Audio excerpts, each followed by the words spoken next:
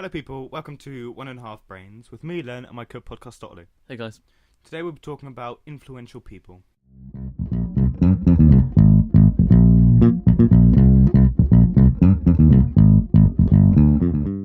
So today we're talking about individuals which have inspired us over our lifetime so far. And we just want to discuss them and what they've done and why we believe, or why they are influential to us. And we're sure you'll all be familiar with them as well. Well, with at least some of them, of course, yeah. So the first one, personally, a role model to myself, is Warren Buffett. He is an 87-year-old investor who is worth $78 billion. He's the third richest man in the world. And he is classed as one of the most successful investors of all time. He bought his first stocks at the age of 11 and filed for taxes at the age of 13. I don't know what I was doing with 11, but definitely not looking at stocks. Yeah, I love Warren Buffett because he's just a genius with everything he does. He always has this incredible way of turning nothing into something.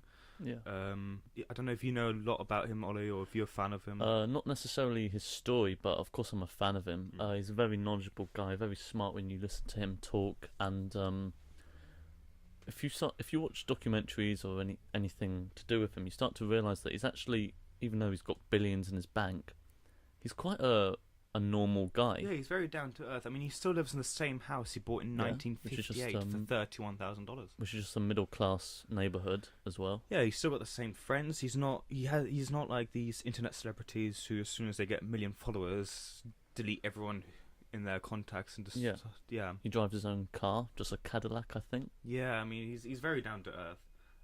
Has McDonald's.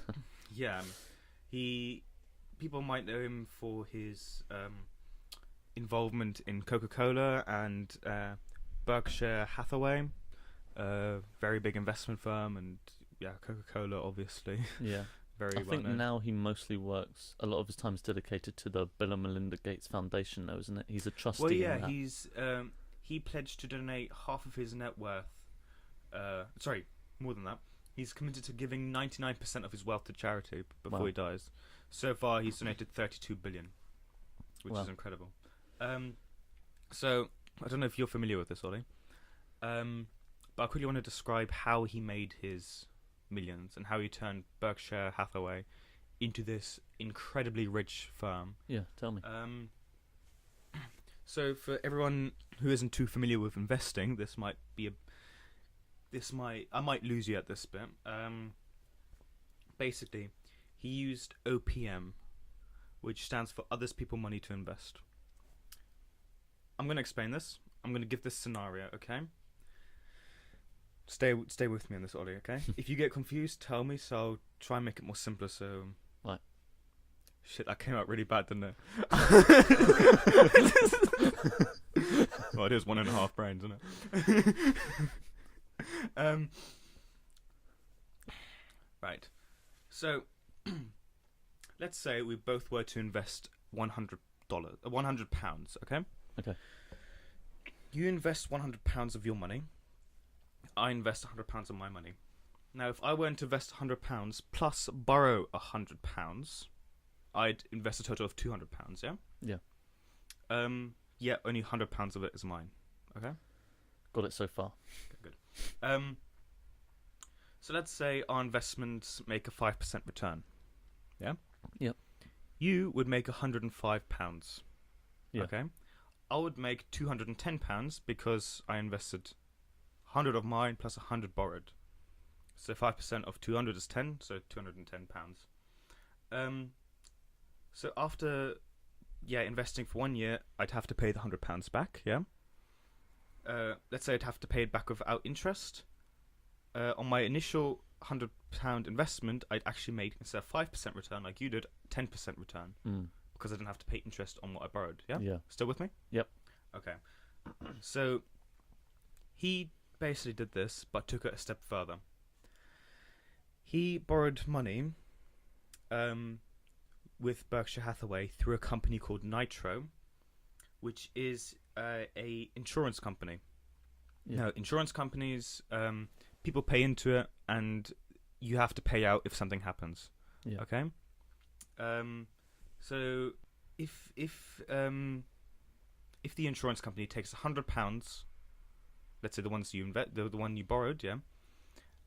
If they take in £100 from people paying for insurance, and people only claim £95 back, yeah, you're left with £5, yeah. Yeah.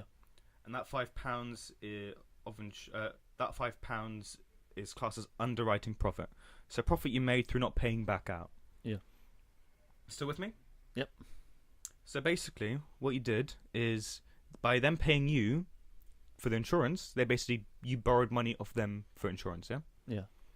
But you only paid out £95 back. So basically what you did is you got paid £5 to borrow £100. Yeah? Still with me? That's clever. Okay. Now, if you put that back into the whole investment thing, because Berkshire Hathaway owned Nitro, they basically got that extra underwriting profit and put it into their investments. So by putting that extra 5% into their returns, so they only have to pay back £95 on the initial £100 borrowed, instead of getting 5% return like you did on your £100 investment, they get 15% return on their £100 investment. Right. So that means so that means for every £100 you invest, you get 5% return. Buffett got 15%. This is how, with investing less amount of money than other people, he managed to make a ridiculous amount more profit than others. Yeah. So out of the 15% he got back, he got 5% from his £100 he invested, 5% from the £100 he borrowed, and then 5% by only paying back £95 in premiums. Yeah. Was he doing this as a teenager? No, he was doing this at Berkshire Hathaway. This was like in his 20s and 30s. Yeah. Okay. So that's basically other people's money. That's OPM investing. Works well, or works only if you've got an insurance firm that you own, because with premiums of insurance firms, they pay you, but you don't pay them everything back, depending on how much they claim. So that's how you get that underwriting profit. Yeah. So that's how he managed to invest and get substantially more return than others. So you can already see that he's going to be successful. Oh yeah, this is genius. The fact that he managed to borrow money and that he got paid for borrowing money. I mean, that's just... And legally. Yeah, legally. So he bought... Oh, sorry, not Nitro. The insurance firm was called Nico. Yeah. Okay. So he bought Nico in 1967 with Berkshire Hathaway. Back then, total valuation was $8.6 million. Today, their Berkshire's publicly traded equity value is $400 billion. Wow. He has turned an $8.6 million company into $400 billion. That is genius. By borrowing money from other people and not paying them the full amount back. Yeah. Legally. It's just... I mean, you see it now. I mean, although you do simulator trading, yeah, I've invested my own money into real trading now, and you can tell whenever Warren Buffett invests in anything, it's immediately on all the financial news sites, on CNN Money, on Market Watch, on everything. Yeah. It's immediately Warren Buffett's invested in this.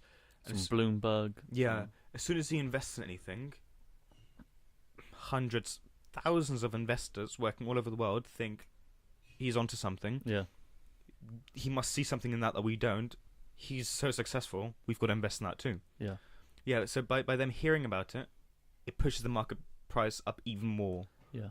So, in fact, all he has to do is just invest in something and immediately the price will go up because of other people thinking. He just has that financial power. Yeah. So, yeah, he's just a genius. I mean, Warren Buffett really is a investing god. And he's just followed some simple rules as well, hasn't he? Such as one of his quotes is only invest in what you know. Yeah, well, for example, he's not too familiar with technology. yeah, he's staying away from all the cryptocurrencies and Yeah. everything like that. He had a quote which I find great. So with the financial stock markets, there are two types of markets. There's a bearish market and a bullish market. Yeah. Or also known as a fear market and a greedy market. The bulls and bears. Exactly. Statues outside the Chicago Stock Exchange. Yeah. Wall Street. And Wall Street, yeah. So, of course, when the market's greedy, a lot of people buy. When the market's fearful, a lot of people sell. His quote is, be greedy when people are fearful, be fearful when people are greedy. Yeah. So it's basically do the exact opposite of what the market's doing, and you'll have some chance of succeeding. Which is, when you think of it, like why would I buy something if everyone's selling? The fact that he has the guts to do that, and for him to be so successful in it is amazing. But yeah, enough of investing. I mean, we're both obsessed with it, but I'm not sure if our listeners will be too familiar with a lot of this. Don't want to bore them. Yeah. Let's move on to Jeff Bezos. Amazon. Exactly, Amazon's CEO and founder. He is 53 years old, worth 94.5 billion. This year he became the richest man in the world, surpassing both Buffett and Gates. This story fascinates me. He founded Amazon in 1994. Yeah. Yeah. Before that, he was the youngest senior vice president at an investment firm in New York. So, in 1990, when he became senior vice president at an investment firm, he was already making a lot of money. For him to have the guts and the genius to see that there was a potential in selling books online, for him to leave, it's a big risk. Oh yeah, he moved from New York to Seattle to start this company with online book retailer. And well, yeah, it clearly worked out for him. Since him selling his first book in 1995, Amazon has grown into this company which does everything now. Yeah, literally everything from they offer their own TV service, Amazon Prime. They've got their own music streaming service. They sell everything you need. In America, they even have same-day delivery. Yeah. I mean, I'd love if they have that here in London. But it's not only Amazon, is it? He's also got Blue Origin, the space company. I was just about to come to that, yeah. He is our first inspirational person who is obsessed with space travel. Yeah, he owns Blue Origin, a space company which allows space travel to paying individuals. It's a space tourism. Right? Yeah, he wants to try and get space tourism to be more common. Another quick side note to Amazon. When he started in 1995, first year of trade or Amazon selling stuff, they made a yearly sale of $510,000.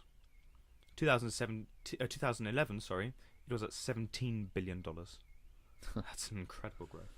Yeah. Yeah, I remember investors were very skeptical into investing in Amazon because they thought that as soon as other retail stores like Walmart and other big American stores went to the online game, that they'd surpass Amazon quickly and Amazon would just become obsolete and go bankrupt, but clearly not. So yeah, Amazon,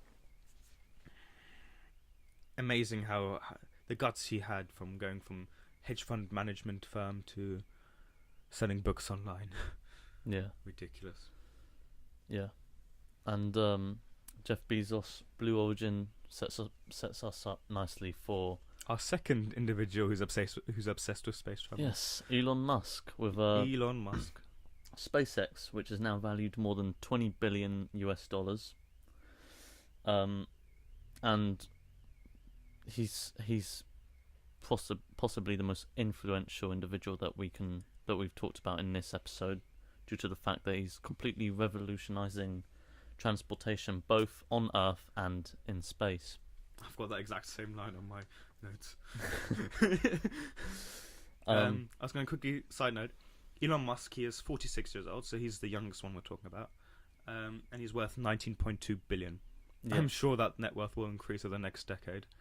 But yeah, he owns SpaceX, Tesla, and he co-founded X.com. Which was X.com later became PayPal. So at the time of PayPal being sold, who bought PayPal? eBay, wasn't it? Exactly, yeah. At the time of PayPal being sold, Elon Musk had 70% stake in eBay. Yeah. So in PayPal.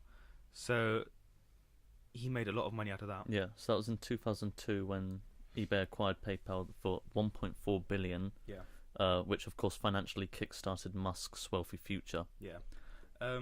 So out of the two companies he currently owns and operates himself, Tesla and SpaceX, only Tesla is a public traded company. Yeah.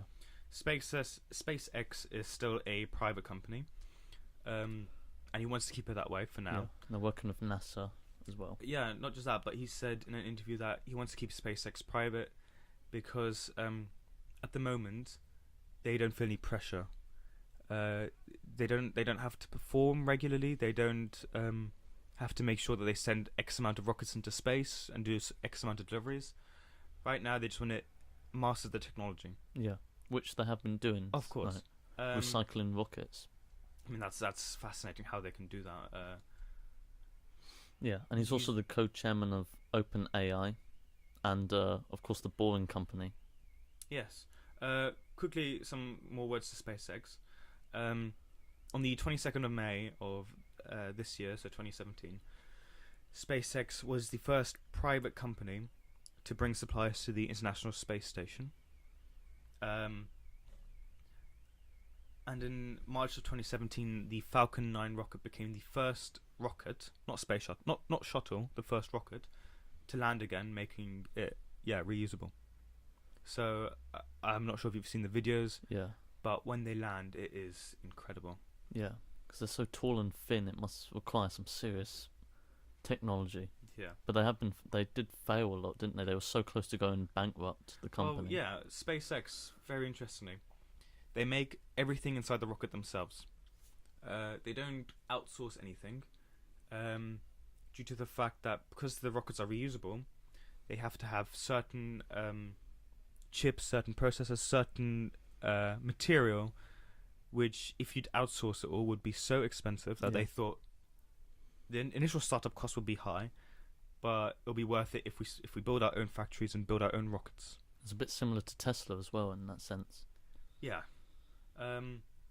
Well, if SpaceX's IPO in the future will be anything to compare to Tesla's, it'll be successful. Tesla's IPO in 2010 was 226 million. So IPO, initial public offering, it's when the company first floats on the stock market and people can first invest into the market. And there's rumours of SpaceX going public next year, but that's just rumours, I don't know. Yes, I doubt that they will. Again, throwing back to that interview Musk had, he said he doesn't want any pressure from shareholders, so he's going to try and keep it until they've mastered it, or that he's going to try and keep it private. It would be exciting if they did. Yeah. So Musk has other projects he's working on. As you mentioned, the Boring Company. Boring Company, it's called that because they bore holes and want to create underground streets / tunnels to reduce traffic. It's a genius idea, but I'm not sure if we can expect to see that anytime soon. Yeah. He also announced the Hyperloop at the start of this year. A mode of transport that would travel at 1,000 miles an hour using a vacuum. And he wants to use that across America. So this would mean you could travel from New York to San Francisco in 2 hours. Yeah. Which is ridiculous. But however, this would cost $6 billion. Yeah. So, another project of his is the Solar City. He acquired it for $2.6 billion, and basically they do everything solar related. Yeah. He had a press conference at the start of this year where he announced that they would be making these roof tiles, which would be solar cells. Don't know if anyone has seen them. They look good, actually. They look like normal roof tiles, but they've got solar cells in them. It's genius. Yeah. But you'd expect it to look a bit not very nice, but actually, especially with modern houses, they look pretty good. Yeah. Yeah, Musk is one of those guys who is very for the environment. You can see that by reusing rockets, by owning Tesla, by owning Solar City, all these companies which have renewable products or reusable products. So it wasn't a surprise that he stepped down as a Trump advisor after the president pulled America out of the Paris Climate Accord. Yeah. He went onto the board because he wanted to make sure, because he wanted to have an input into the US and how the US handles the environment. Of course, he wasn't pleased when Trump pulled them out, but yeah, Trump's for another episode. But personally, Elon Musk is, aside from Warren Buffett, one of my greatest idols financially. Oh no, not financially, in the business world. He is so successful with everything he does. He has to be the most influential character in the business world. Just one of them, yeah. Definitely in the industry of renewable energy and stuff. In the like space industry. Space industry, yeah, he'd be up there. But for him to use his wealth to create stuff that's good for the environment, he doesn't have to do it. He could just all chuck into a hedge fund and make billions more and just not do anything for the rest of his life. Yeah. But no, he chooses to push the barriers of technology, to re-land rockets that were in orbit, to make cars that are fully electric. It's fascinating. He's so passionate as well. He really is. So busy. If you look at all the stuff he's involved in. So yeah, these were our three most influential people in our lives at the moment, business related wise. Just briefly talked about. Yeah, this is only a short episode. We would have liked to talk about a few more people, but we're a bit under time pressure today. So if you'd like to contribute to this this podcast, make sure to send us a message. You can find us on Twitter at @1_brains. Send us an email at 1.5brains@gmail.com. Or just leave a comment on the website or a review on iTunes. We would greatly appreciate that. And if you know Elon Musk or Warren Buffett, send them a link to this episode. Aside from that, thank you for listening. See you later.